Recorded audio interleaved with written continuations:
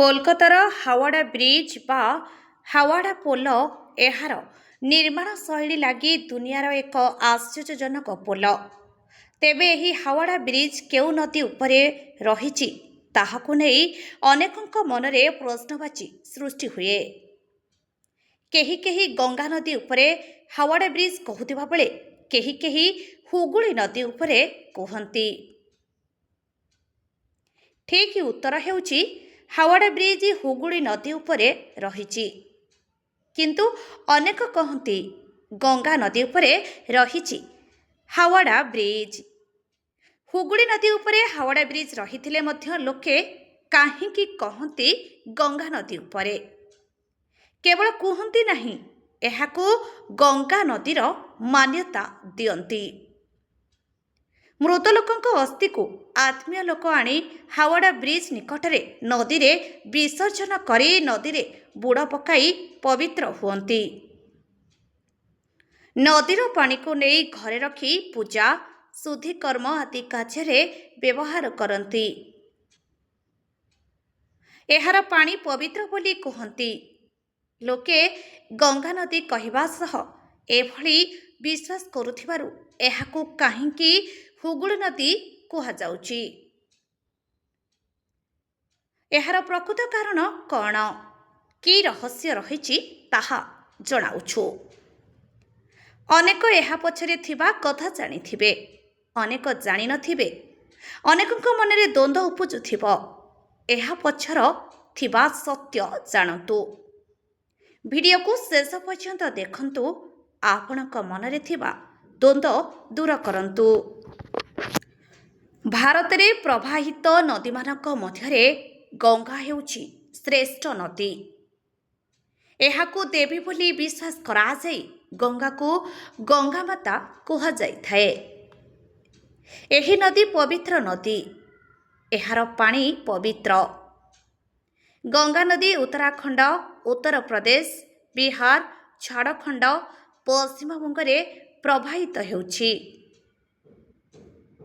କିନ୍ତୁ ପଶ୍ଚିମବଙ୍ଗର ମାଲଦା ଓ ମୁର୍ସିଦାବାଦ ଜିଲ୍ଲାରେ ପ୍ରବାହିତ ହେବା ପରେ ଦୁଇ ଭାଗରେ ବିଭକ୍ତ ହୋଇଛି।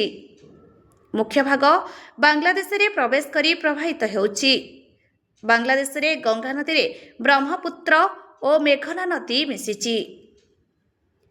ତେବେ ବାଂଲାଦେଶରେ ଗଙ୍ଗା ନଦୀ ପ୍ରବେଶ କରିବା ମାତ୍ରେ ନାମ ପରିବର୍ତ୍ତନ ହୋଇ ପଦ୍ମା ନଦୀ ହୋଇଛି। ପଦ୍ମା ନଦୀ ନାମରେ ପ୍ରବାହିତ ହେବା ପରେ ଭାରତର ବ୍ରହ୍ମପୁତ୍ର ନଦୀ ପଦ୍ମା ସହିତ ମିଶିଛି। ବ୍ରହ୍ମପୁତ୍ରକୁ ବାଂଲାଦେଶରେ ଯମୁନା ନଦୀ କୁହାଯାଇଥାଏ। ପଦ୍ମା ଓ ଯମୁନା ନଦୀ ମିଳିତ ହୋଇ ପଦ୍ମା ନଦୀ ନାମରେ ପ୍ରବାହିତ ହେବା ପରେ ମେଘନା ନଦୀ ମିଶିଛି। ଯେଉଁଠି ମେଘନା ନଦୀ ମିଶିଛି ସେଠାରୁ ପଦ୍ମା ନଦୀର ନାମ ପରିବର୍ତ୍ତନ ହୋଇ ମେଘନା ନଦୀ ନାମରେ ବଙ୍ଗୋପସାଗରରେ ମିଶିଛି। ଗଙ୍ଗା ନଦୀ ବାଂଲାଦେଶ ସୀମାରେ ପ୍ରବେଶ କରିବା ପୂର୍ବରୁ ପଶ୍ଚିମବଙ୍ଗର ମୁର୍ସିଦାବାଦ ଜିଲ୍ଲାର ଫାର୍କାରେ ଗଙ୍ଗା ନଦୀରେ ଏକ ବ୍ୟାରେଜ୍ ନିର୍ମାଣ କରାଯାଇଛି। ଏହାକୁ ଫାର୍କା ବ୍ୟାରେଜ୍ କୁହାଯାଉଛି। ଫାର୍କା ବ୍ୟାରେଜ୍ଠାରୁ 18 କିମି ଦୂରରେ ଗଙ୍ଗା ନଦୀ ବାଂଲାଦେଶରେ ପ୍ରବେଶ କରିଛି। ଫାର୍କା ନିକଟରେ ଗଙ୍ଗା ନଦୀ ଦୁଇ ଭାଗ ହୋଇ ଗଙ୍ଗା ନଦୀରୁ ଏକ ଶାଖା ନଦୀ ବାହାରିଛି। ଏହାକୁ ହୁଗୁଳି ନଦୀ ନାମକରଣ କରାଯାଇଛି। ହୁଗୁଳି ପଶ୍ଚିମବଙ୍ଗର ମୁର୍ସିଦାବାଦ, ନଦିଆ, ହୁଗୁଳି, ହାୱଡ଼ା, କୋଲକାତା ଦେଇ ପ୍ରବାହିତ ହୋଇ ଶେଷରେ ଦାମୋଦର ନଦୀ ସହ ମିଶି ସାଗର ଦ୍ୱୀପ ନିକଟରେ ବଙ୍ଗୋପସାଗରରେ ପଡ଼ିଛି।